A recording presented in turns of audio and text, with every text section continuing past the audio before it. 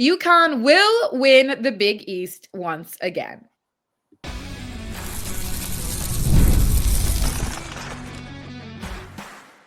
You are Locked On Women's Basketball, your daily podcast on women's basketball. Part of the Locked On Podcast Network, your team every day.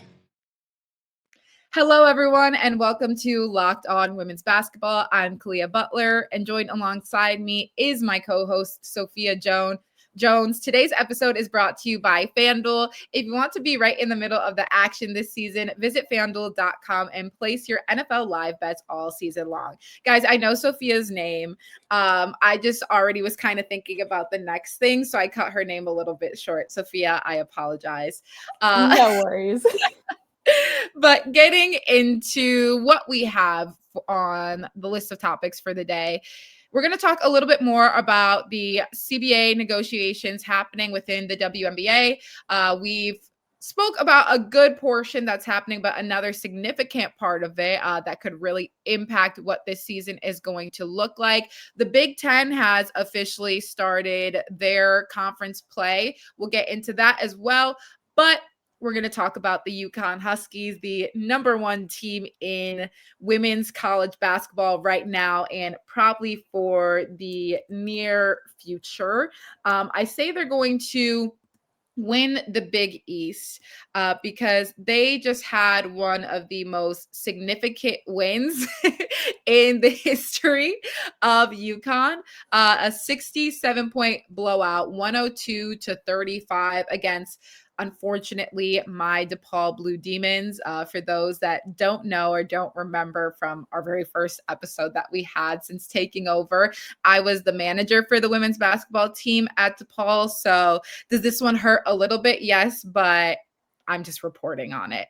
102-35, 67-point blowout, which is their largest margin of victory so far this season. It's also one of the longest streaks that they've had in winning. This is the Big East regular season winning streak up to 40 for UConn. And it's one of the largest margins of victory so far this season and prior seasons. In that game, however, though, we've seen a lot of significant players from UConn rise to the occasion as always. Sarah Strong came in with 20 points, 5 rebounds, 5 steals, and 4 assists in just 17 minutes. And then AZ Fudd also scored 16 points, and they were all within the first half and had 4 steals. After that, once you see that significant of a margin, a lot of the bench play came in. But realistically, UConn's bench could also probably win an NCAA tournament too. So it's just kind of back to back. You're just getting a hit left and right by the Huskies. Exactly. I mean, when you're starting off strong, no pun intended, with a Sarah Strong, actually, no pun intended. Yeah, I'm going to take that one on the chin. Who she was 7 for 9, only 2 missed shots, 1 of 1 from 3-pointers, expanding that range. We love to see, especially in these blowout games, when she can, feel comfortable. And if she misses it, kind of just shrug it off and have that shot not be as important. But she's been outstanding. 4 assists added in there, like you mentioned. And then AZ Fudd, 4 of 5 from the 3, only in 20 minutes. So both those two players I mentioned, AZ played 20, Sarah Strong played 17. So they're getting their rest under them as well. But I know we talked about with AZ, how was she going to take, or what would it take for her to increase that level of her game and really be ready for the WNBA stage. And we looked at her consistency, especially with that 3-point shooting, because shooting always translates. And she's starting off Big East play very, very strong. And then you talk about the depth when you have Kaylee Heckel coming in, scoring 16 points, 7 of 8 field goals. So very efficient 16 points. She played 25 minutes, the most off of anyone in the bench. I think she's been a huge piece for this UConn team. Only a sophomore, so she'll be able to grow within that program for a bit. But she is just such a great spark off the bench. There's no letdown, comes in, gives a ton of energy, and really sets the tone for how the rest of the bench comes in and plays as well. Yeah, UConn now sitting at 9-0, undefeated so far this season, 2-0 in conference play, now beating DePaul, also beating Xavier a couple of weeks ago. But they also finished this game with 23 steals. It's the third game this season with at least 20 steals.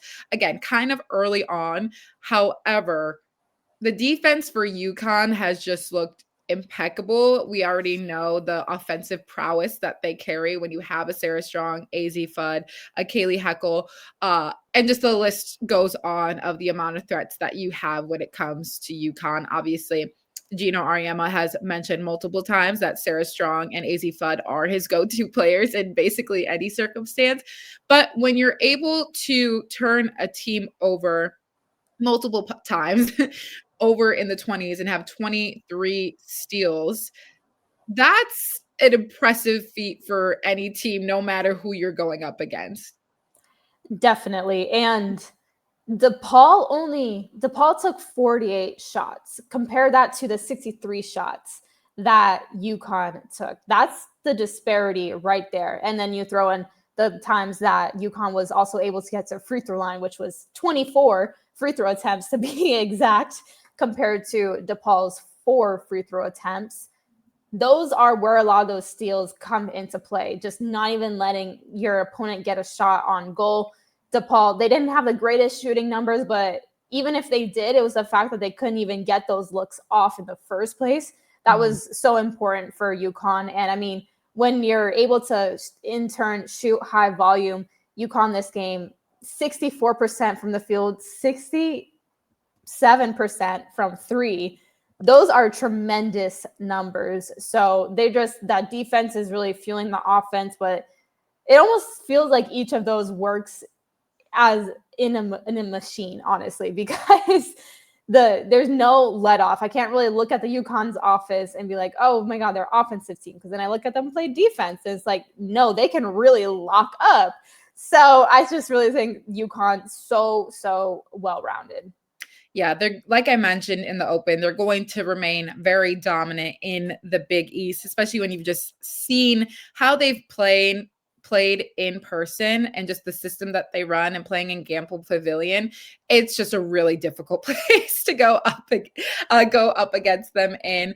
But also for the DePaul side, we have to remember that this is the, let's say, first official season without Hall of Fame coach Doug Bruno. Last year, Joe Pizzotti was the interim head coach, officially hired this season to be their official head coach. And I just remember Doug used to just be circling the dates where they would be able to play UConn, because him and Gino had a very close relationship.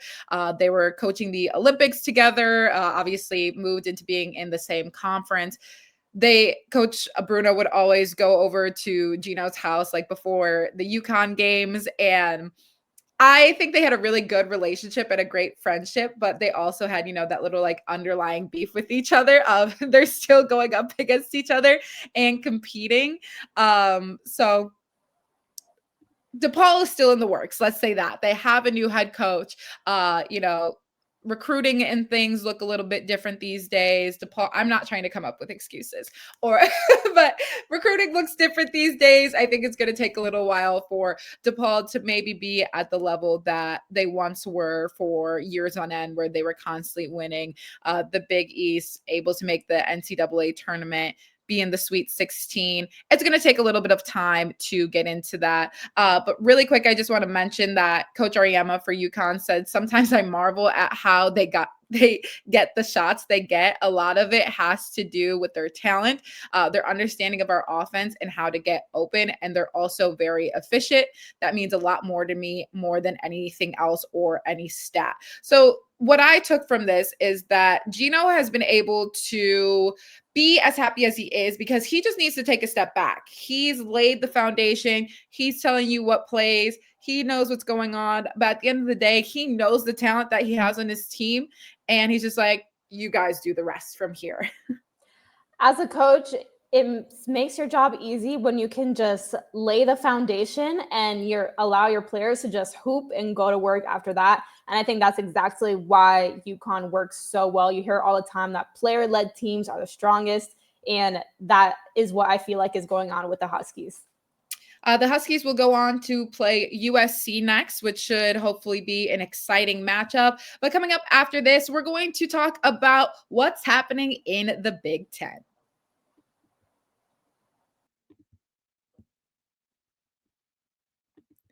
Nobody knows your money goals better than you. Robinhood puts you in control of your money with tools that work as hard as you do. Locking in on every opening, beating your PR, beating it again, channel that drive into your money. Robinhood puts you in control of your money. Trade stocks and ETFs, options, futures, and crypto all on one platform. You can now build and execute your own trades from a desktop with Robinhood Legends advanced tools, or take advantage of the new Robinhood strategies with a tailored portfolio managed by a team of experts. You expect more from yourself, expect more from your money. Get started today at Robinhood.com/yourmoney. Again, that's Robinhood.com/yourmoney. Your money, your move.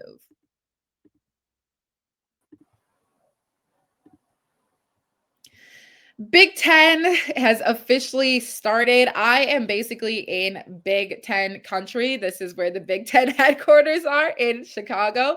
So I see plenty of information about them. But as Sophia worded it on our Google Doc, the conference play had some bangers to start off with. I love that word. Number 16 USC went up against number 21 Washington. In a relatively low-scoring game, USC came out with a win 59-50, but Jazzy Davidson was the talk of that game with a season-high 22 points, going 10 of 21 from field range, 12 rebounds, 4 assists, and 2 blocks. Yeah, first off, I'm glad that you liked my use of the word bangers for how Big Ten started, because trust me, we know bangers over here. But Jazzy Davidson, great way to start off conference play for her, and essentially almost had half of her team's points, which it was a pretty efficient 22 as well. So you're like to see that area of her game start to progress. But USC really won the game in the margins, out-rebounded Washington. Bench points was 19-6. They were more dominant team in points in the paint and the more dominant team scoring in transition. So that is really what allowed them to create that minimal separation from Washington. Washington still ranked team. So this was a big win for USC as well, a resume booster. Next up on our list, number 20, Michigan State went up against Wisconsin, which was actually a pretty significant upset when we're thinking of getting into this Big Ten play. Wisconsin walks away with a win 78-64 over a ranked opponent, which is fantastic for Wisconsin. We've seen Michigan State slowly climb in the ranks, but it just seemed like this maybe was not their game. No, and two key statistical areas really stood out to me that allowed Wisconsin to get this win.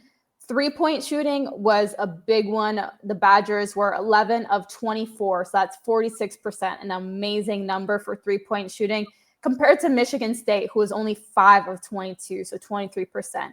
That is a huge discrepancy right there that Wisconsin really capitalized on. And then blocks was huge as well. So Wisconsin had eight blocks, Michigan State only 1. So it was really that dominant rim protection combined with perimeter defense that led to Michigan State just looking discombobulated as to where they would find their shots.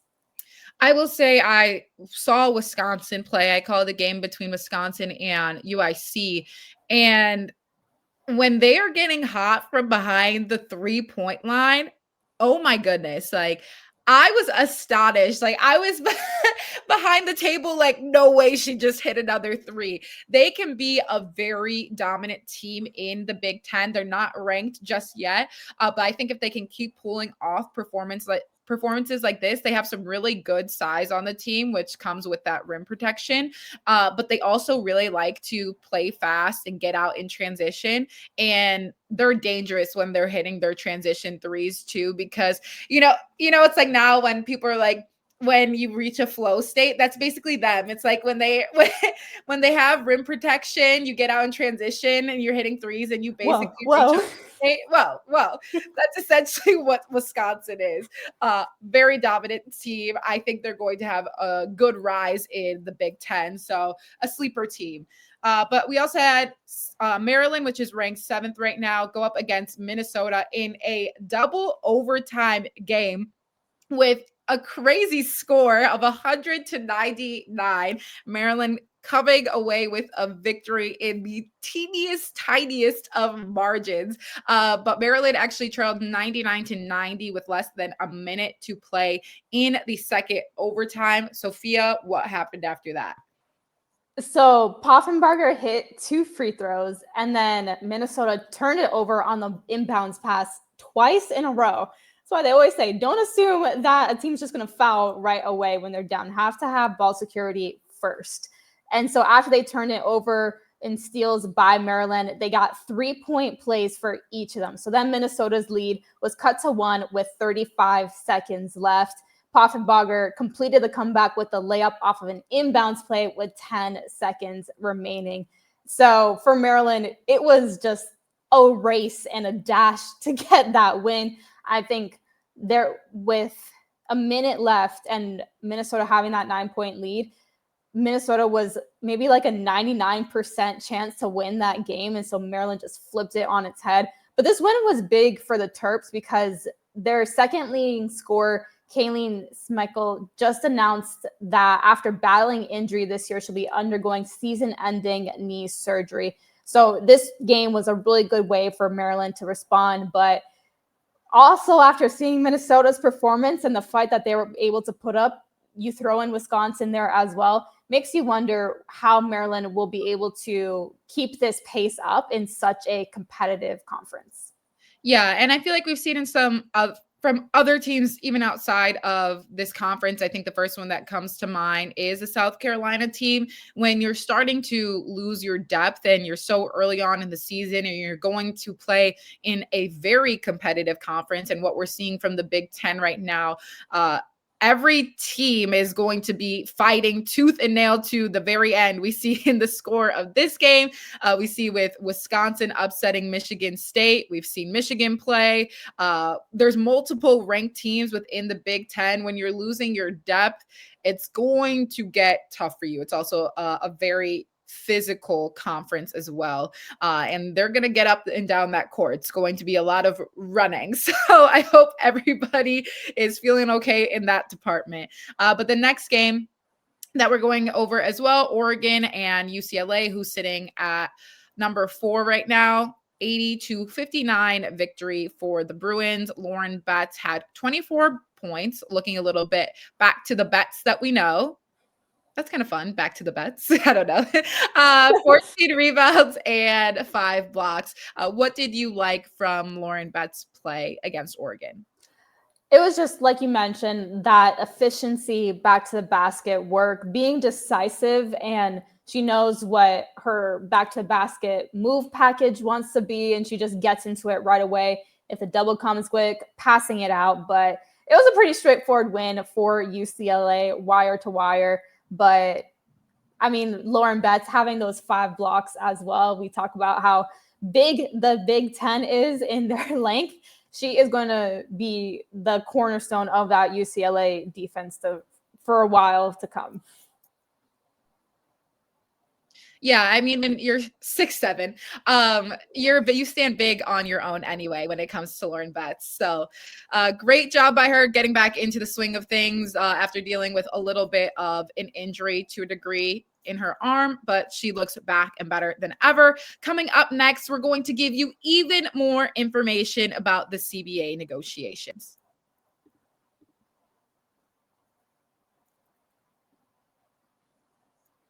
NFL Sundays move fast. One big play and suddenly everything feels different.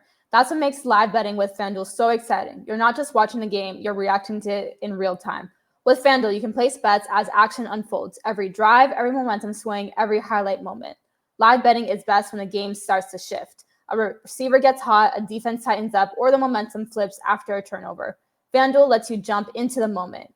One of the stats going on in the FanDuel Sportsbook right now is that Sarah Strong, a -140 favorite to win the Women's John Wooden Award. So if you want to be right in the middle of the action this season, visit FanDuel.com and place your NFL live bets all season long. FanDuel, the game moves fast, and so can you.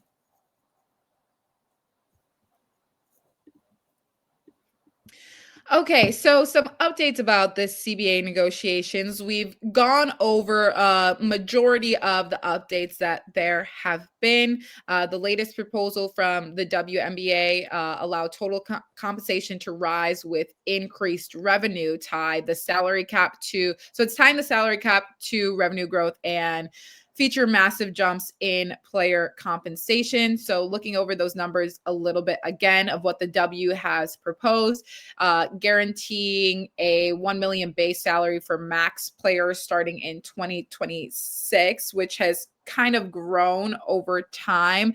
We've seen a couple of different numbers of 1.2 to 1.5. That's including some of that revenue sharing.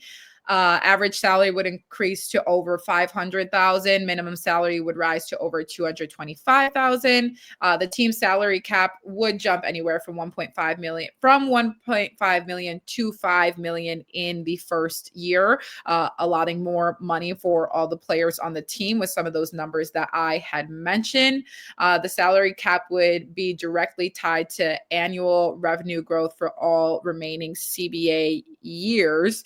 However, some of the caveats to that would be there's no longer housing available for players. They also threw out the mentioning of a potential WNBA draft combine, which is not a bad idea in theory. However, they've also brought up the mention of extending the season, starting it as early as March, which would conflict with Project B, which is starting in 2026, as well as the NCAA tournament. Sophia, what are your takeaways from this and the addition of what we haven't gotten into just yet of the draft? Yeah. So for that salary structure, sources still say that the WNBA's current salary structure proposal will result in the players receiving less than 15% of total league revenue. That percentage would decrease over the life of the CBA based on the league's revenue projections. And the players, they've been trying to advocate for a salary structure similar to that of other professional sports leagues, for example, the NBA. And in the NBA, they get right around 50% of total league revenue. So there is still a discrepancy there. That is why I don't think the players have fully accepted this proposal yet. And with the draft combine, to be eligible for the draft, NBI players will be required to participate in the league's proposal. Base rookie contract salaries of NBI players who did not participate without an excused absence will be reduced by half. So this is an interesting one because you think about the potential coinciding of the draft combine with, if they did move forward with this mid-March training camp report date for the WNBA, that is direct conflict right there that maybe some players wouldn't be able to make it. And if they're not able to make it because they want to play for their school, they could be seeing a reduced salary. If they can work out the draft combine to something where, for example, players that might not have gotten the level of exposure that they wanted during their college season, I think that would be a good idea in theory. But it's in theory for a reason, because I'm not sure where the execution would really work out just with the timing of it all and when these women would actually be able to go to a draft combine. We've already seen it happen numerous times, the schedule and just that high turnover time between graduating college and WNBA. So I'm not sure how that one would work out, honestly.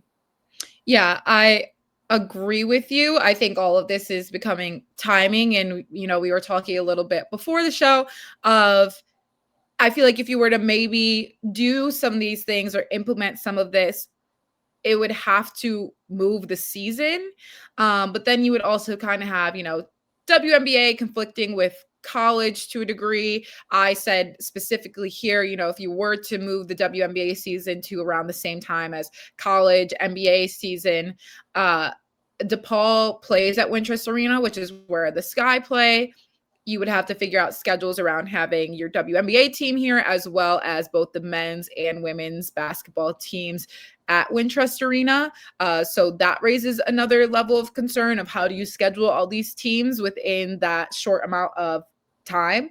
And, if you want to include a draft combine, the draft combine is also here for the NBA. I'm sure they can choose a different city to do so, but it seems like everything would have to be shifted, not earlier, but potentially later. As of right now, it's being proposed to shift things to March. But I feel like if you're trying to incorporate all these things, you would likely have to push everything back. Do I see them wanting to move the WNBA season to basically the winter? No, especially now that they have Project B to go up against. That would also directly conflict with it too. So there's some issues that arise when it comes to scheduling all of those things. But another part that has kind of been the top topic now is players were really not happy to hear about the removal of the housing, which we've mentioned. And as of right now, under the current CBA, teams must provide either a one-bedroom apartment or a housing stipend. Players with children under the age of 13 will receive 2-bedroom units. But the system that they have in place right now is very crucial for, players who arrive with nothing but their luggage with them if they're rookies, and having these quick turnarounds. International players who are unfamiliar with U.S. markets. Sophia, I'm sure you get a lot of international players when it comes to the Valkyries, and the Bay Area isn't necessarily cheap to deal with. Athletes who return from overseas seasons with no time to apartment hunt, lower salaried players who can't afford any sudden relocation costs as well, and players who get cut late. Because when we're looking at a majority of the players who will be getting paid $1 million is going to be much fewer than the players that are going to be paid $250,000 to maybe $500,000 a year, which obviously seems like a significant amount of money, sure. But when you're looking at the world that we are living in today, things are very expensive. Sudden relocation is very expensive. Keeping people in a lease and kind of making them determine where they're going to stay after that is also very difficult. So this is kind of part of why there has been no set agreement yet. Yeah, to your point, it's the players that are making that $250,000 that will definitely be most effective, because they could be the ones that are getting waived mid-season and are forced to relocate, which just puts a lot of stress. And I don't know how many month-by-month leases there are present in the housing market, but I'm sure it's not many that these players would actually need. They even talked about eliminating the provision of cars, which, when you're talking about transportation as well, that's another added element. I'm sure there are people within these teams that would still help the players with it. But when everything is provided, especially when you consider that population that is coming from international or that are rookies, it just really takes the burden off of them to have this stuff provided. Absolutely. But that will do it for us today. Thank you so much for watching Locked On Women's Basketball.